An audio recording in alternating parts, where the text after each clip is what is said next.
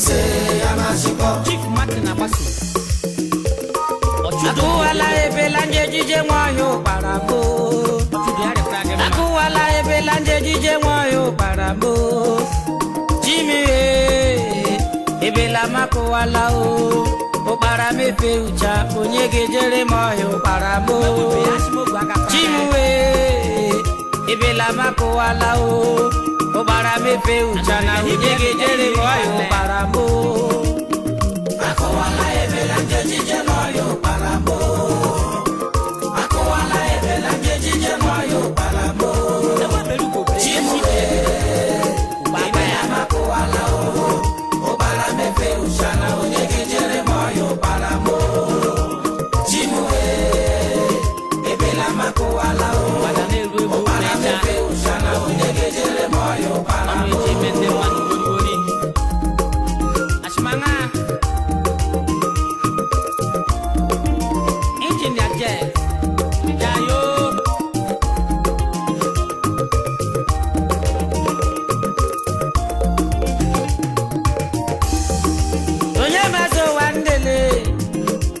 Mechile mbebare ma andelelo washa mbebare ma o mega machekwe ya onye utata na ya o ikahana na kono wa bo ikahana na nuko chibe ebela makuwala o bara mefe ucha onye gejere moyo bara bo chineke be ebela makuwala o para me feucha onyege jere moyo para o.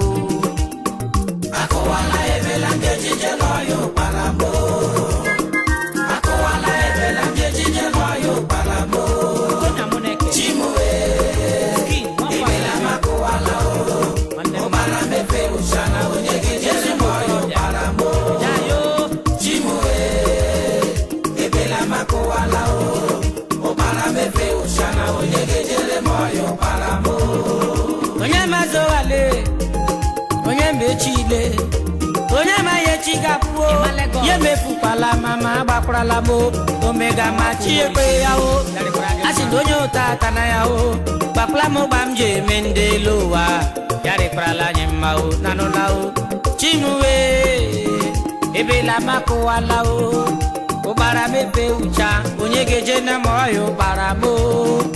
Chineke wemne nyonna zebela makuwala o. Obara mepe ucha, onyege jere moyo paramo.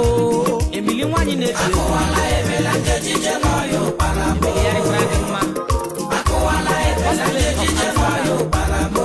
Yayo chimwe ebela makuwala o. Obara mepe ucha na onyege jere moyo paramo. Chipike njoko chimwe ebela makuwala o. Obara mepe ucha na onyege jere moyo paramo. Yana hai chifeteus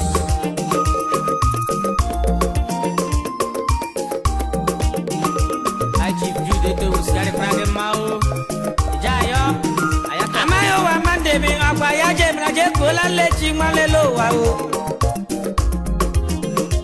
Ibe ma okola chimo ibe uru chikeme magala o. Onye madu ma onye mechie adugo si onye manu n'uche chukwu nna aka efugo chao aka nyere chao enwere onye ji nke ya alaje o enwere onye ji ke ya akịka ga-elu ụwa nanụ n'olumo bakula mo bam jire mendelo wa yari prala nyima injinia jet akuwala ebelanje jije moyo paramo. Akuwala ebelanje jije moyo paramo.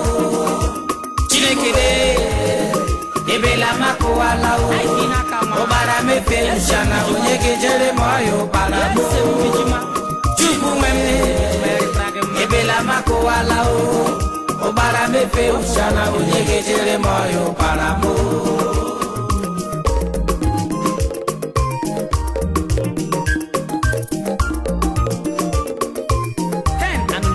Obisko mwa mama, obisko mwa muru mwebuwe, obisko wande Bakola me yari no mama na Habianda International.